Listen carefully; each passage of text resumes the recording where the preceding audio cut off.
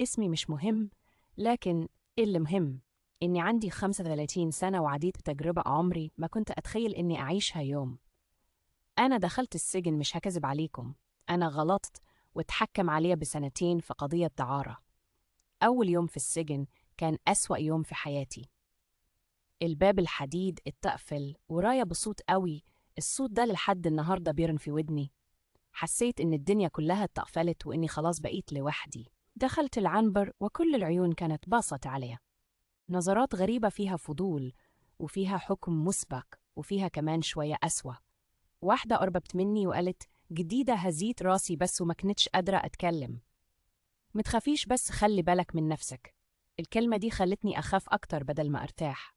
أول ليلة ما كنتش عارفة أنام، أصوات حواليا، حد بيتخانق وحد بيضحك ضحك غريب يخوف. أنا كنت قاعدة في ركن السرير محتضنة نفسي وبفكر أنا وصلت لهنا إزاي بعد كام يوم. بدأت أفهم إن السجن عالم لوحده، في قوانين بس مش مكتوبة، وفي ناس قوية وناس ضعيفة، وفي حاجات عمري ما كنت أتخيل أشوفها. السجاير مثلا كنت عمري ما شربت في حياتي، لكن في السجن السيجارة كانت زي العملة، اللي معاها سجاير عندها قوة.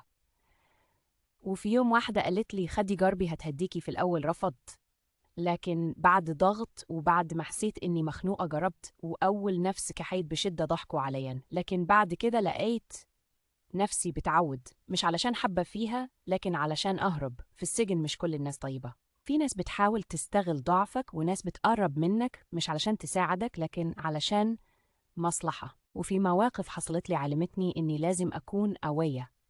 واحدة كانت بتحاول تقرب مني بطريقة مش مريحة، كلامها تصرفاتها كانت كلها فيها تعدي على الحدود.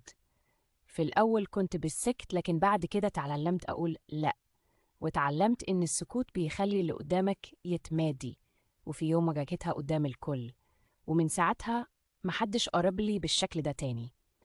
عدت الشهور وابتديت أشوف الحياة بشكل تاني. قابلت ستات كل واحدة ليها قصة، في اللي اتظلمت وفي اللي غلطت وفي اللي الظروف كسرتها. واحدة كانت معايا في العنبر كانت بتقرأ قرآن كل يوم، كنت بستغرب إزاي وسط كل ده هي هادية كده. في يوم سألتها قالت لي: لو أنا مسكتش نفسي هضيع أكتر من كده.